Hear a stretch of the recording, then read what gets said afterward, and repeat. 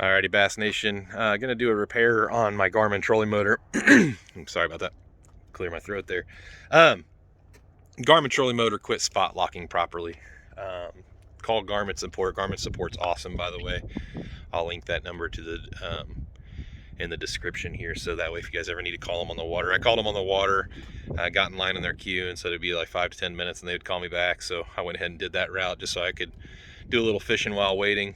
And we walked through some stuff, made sure all my settings were right, made sure I was calibrated at a good enough percentage and all that fun stuff, which I've done that multiple times, and it still didn't fix the issue. What had happened after going through about 5 minutes of, checking settings and all that stuff, making sure we were all good, he was like, well, your servo, I think it's called servo something, little ring must be cracked. So all that servo is this. Let me show it to you.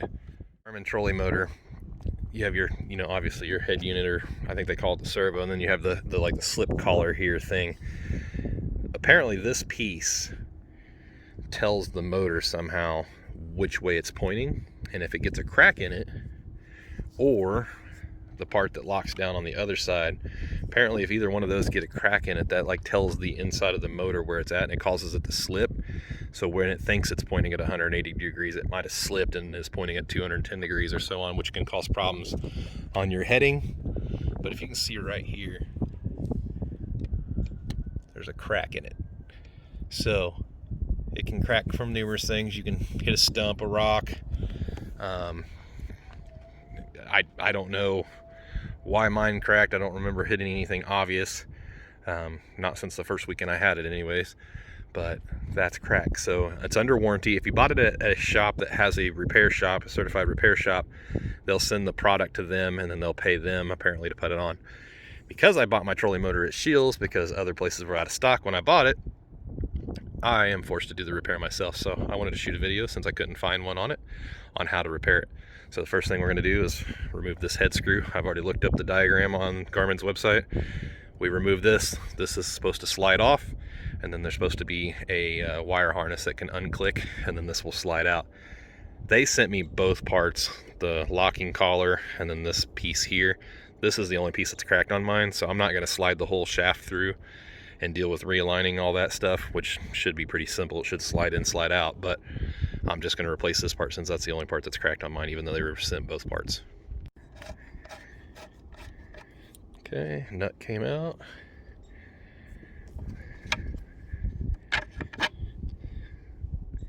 Alright, there's also 4 Phillips head screwdrivers, or screws in the head here. We're going to take those out.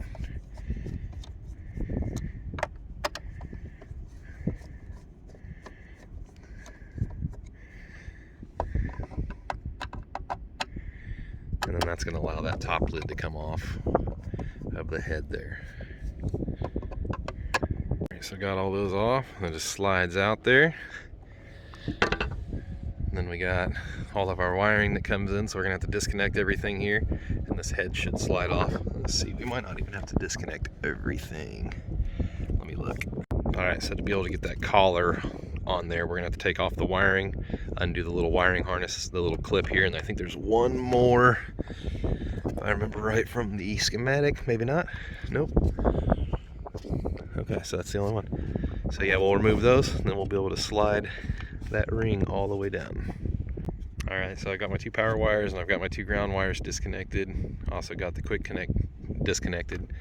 One thing I noticed is there's no quick connect for the transducer line that runs up through the trolling motor. So that means I'm gonna have to pull this line all the way back through. So if you remember when I installed this trolling motor, which I'll put that link in the description as well, we had to run the trolling motor line through here. So I'll have to remove these 2 connectors, one on both sides, to allow that transducer line to feed back through there. Which also means that we'll have to disconnect from the back of the unit, and then I'm going to have to pull it through my rod sock or electrical conduit wrapping material, and then take this part off of my boat there. That's where my old screen used to sit. It's just a piece of sheet metal that I put in there, black sheet metal, black aluminum, and then pull it back through. So I have to take some stuff off of my boat to be able to pull that transducer line back through real quick. All right, so I disconnected from the trolley motor, or from the Garmin, pulled it through my rod protection sleeve there, or electrical conduit sleeve, pulled it through where it came through behind my trim switch, and then now I've removed this little switch, pulled the cord out, put the screw back in so I don't lose it because it's a tiny screw. Now we're going to remove these two little brackets here that hold it in on both sides. There's one here and one here. We're going to remove both of those, and we'll be able to snake that wire through that tubing that protects the wires from getting pinched in your trolley motor, and then we'll be able to pull it through the head through this little hole here, and then we'll be able to pull this head off and slide that new collar on. All right, so we're going to pull that wire through now that we got it all undone.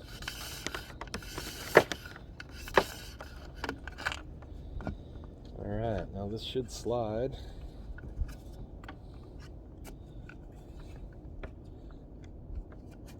Off to the side so we can push those wires through and pull that conduit, or that transducer line through. All right, now that is completely free. We'll put that off to the side for a minute, and then we're gonna figure out how to get this collar off. I'm gonna have to check the instructions real quick, but pretty sure it just snaps right off by the looks of it. Pretty sure that's what the instructions said, and it's already broken, so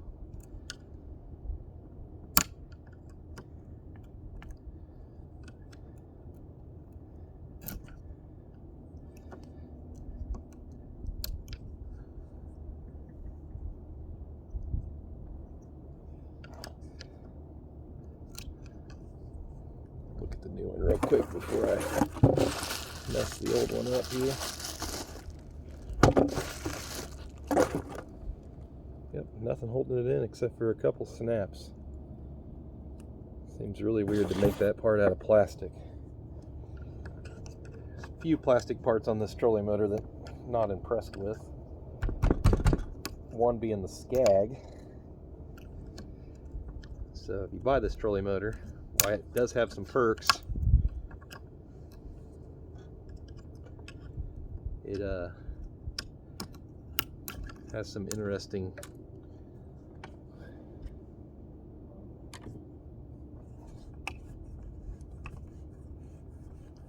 engineering using some plastic components, in my opinion. I'll loosen that slide collar on the other side here.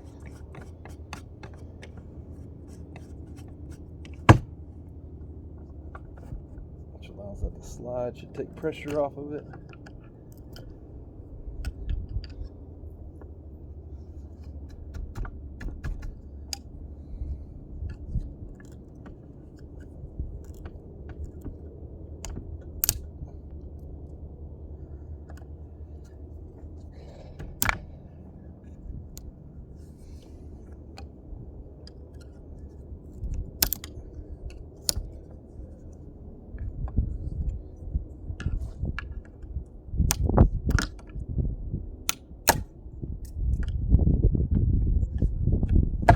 Go. Alright, since that old one was broken, I wasn't worried about breaking it up some more. It does just slide in and out.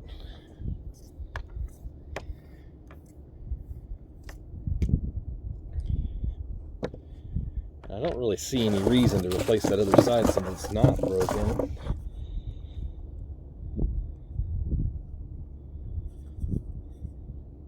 I guess it's got some inside components that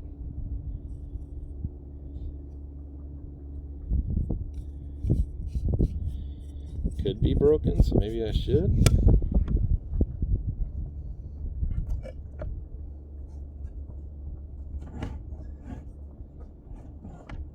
At least inspect it anyways, right?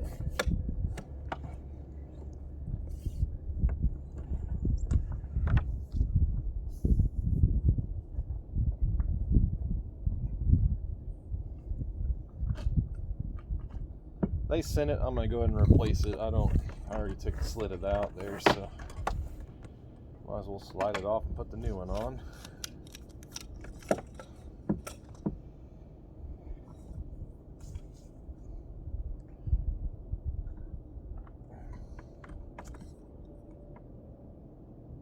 don't see anything broken on it,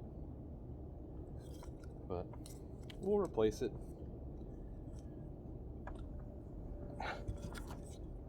Oops.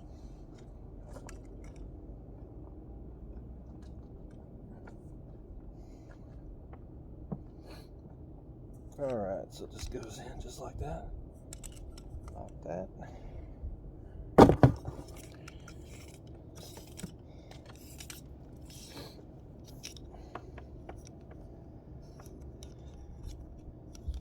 Feed all the wires back through. And there is a little notch on the inside slit part of this collar that lines up with the notch on the trolley motor. So I can see it here.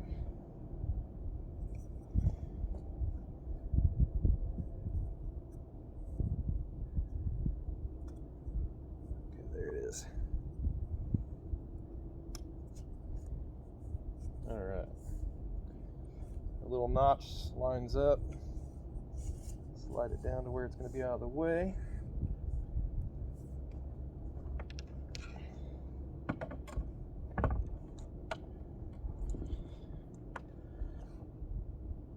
Feed this wire back through.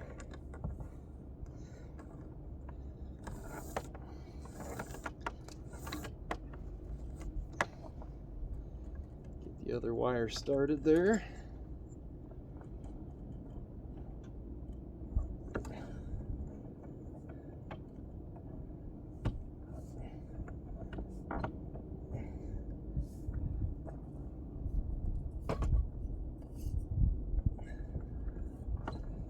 All right. Slide that bad boy through. And let's put this new Servo slip collar or whatever they call it.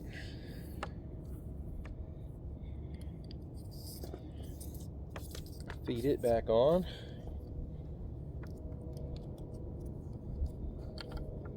And it's got a little notch in it.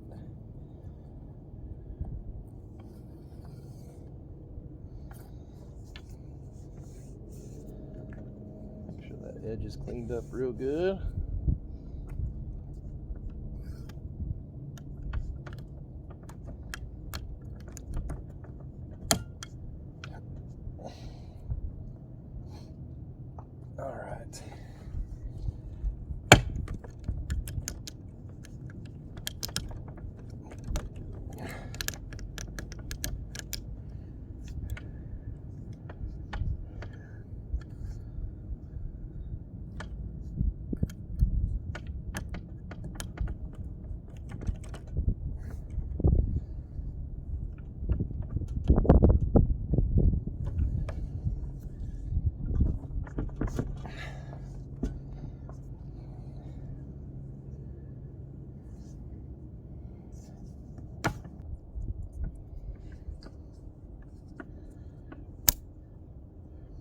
Alright, so now that that's snapped in, that's actually backwards how the trolley motor was sitting in there before. So now we're going to have to disengage this just a little bit to be able to get it to slide through that collar the correct way.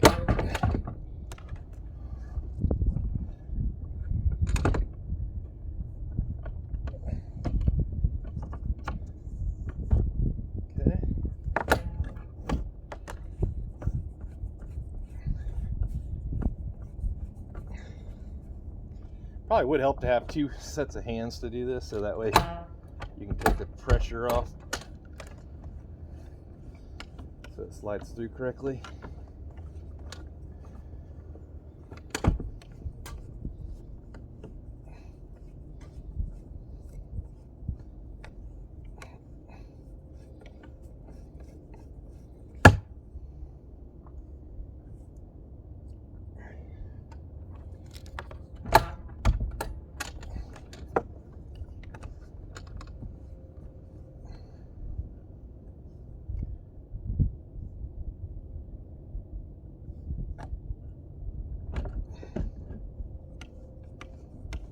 There we go. So with it slightly disengaged, it gives you that little bit of movement that you need to be able to tighten everything down. So that's all snapped in. So one thing I noticed is that the servo, because the old one had slipped, my motor is actually facing the opposite direction now, which would make a lot of sense, because when I would put it on spot lock, or not spot lock, but you know, the forward facing, when you want to run down the bank or whatever, it would be backwards on the your geographical heading. You would need to be going 180 degrees, and you actually needed to be going the other direction for it to work right. So now we just got to put everything back together. So we got the head unit here. Wrap it around a few times to give it a nice look. Something like that. We need to feed transducer cable up and through.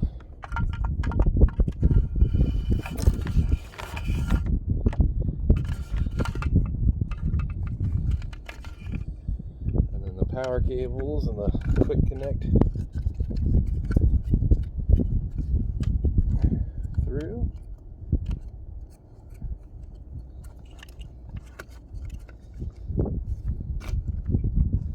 Alrighty. One of those ain't through far enough. This one.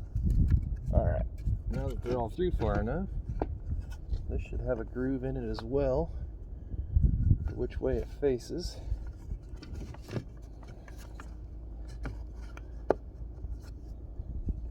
Like so. We can put our screw back in the head. So everything's a little backwards from where it was.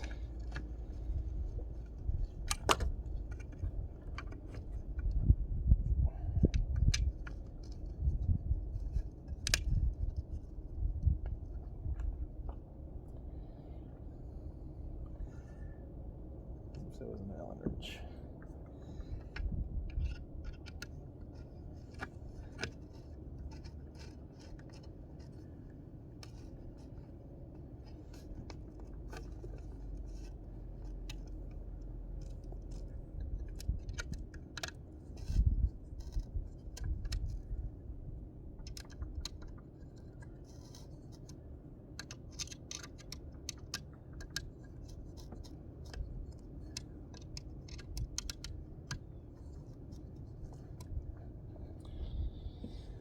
Alright, so we have our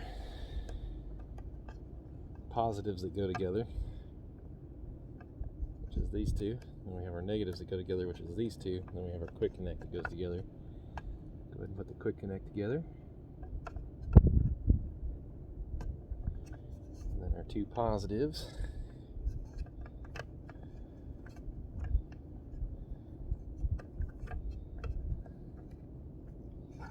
There and there.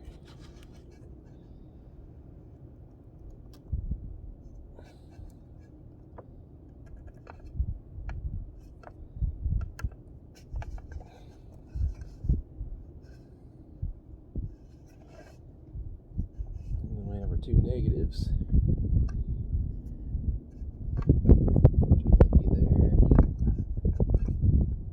and there.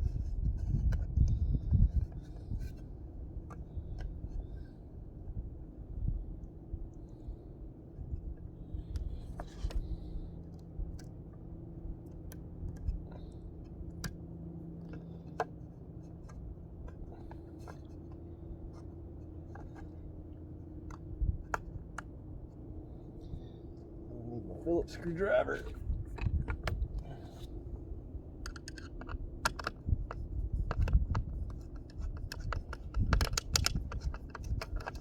You gotta make sure when you put these wires back in that they're not going to be in front of your cap screws, so make sure that you run them nice and clean. So I got those out of the way of the two cap screws. Now I gotta make sure these fly or flow out of the way. So I actually might want this one to go through here and meet back up on the other side.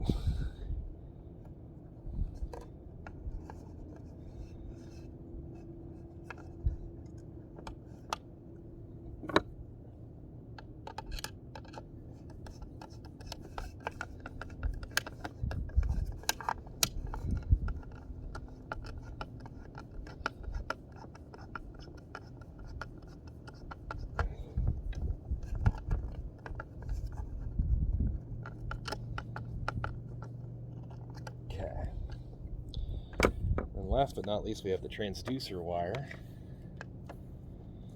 It's going to run through.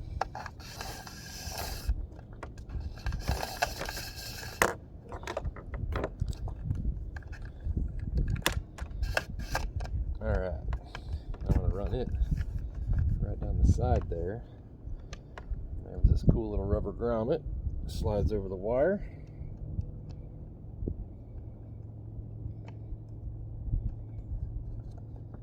And once you get it in place,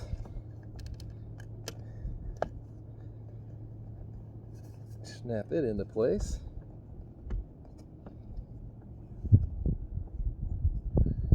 Like so, and then you match this wire with this bad boy. And it came with some clips that was on there that I took off. These little guys. Snap those on, do one more loop.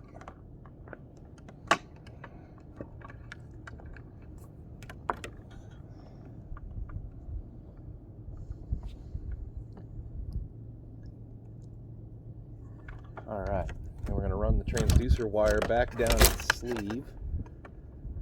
Little protection sleeve there.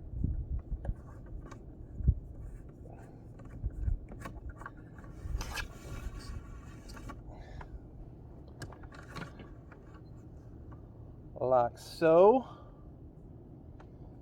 And then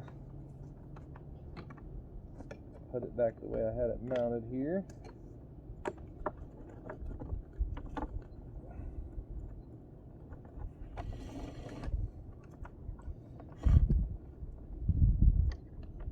Through there, went up my sleeve.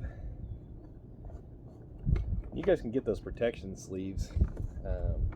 You can make your own rod socks and everything at home.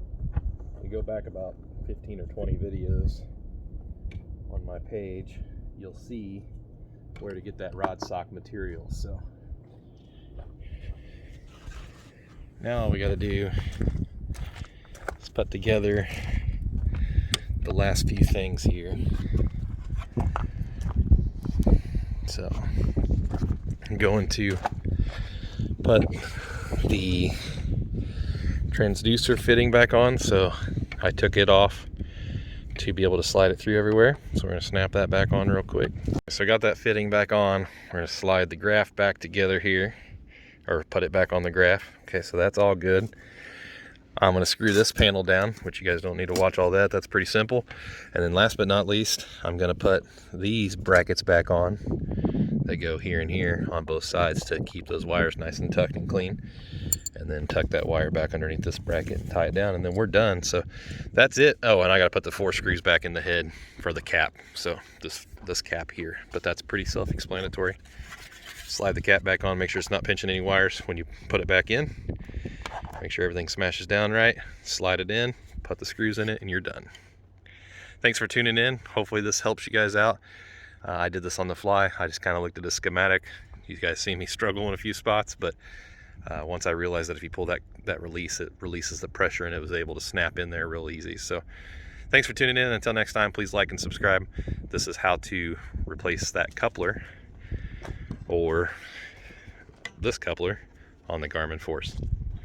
Until next time, we'll see you soon.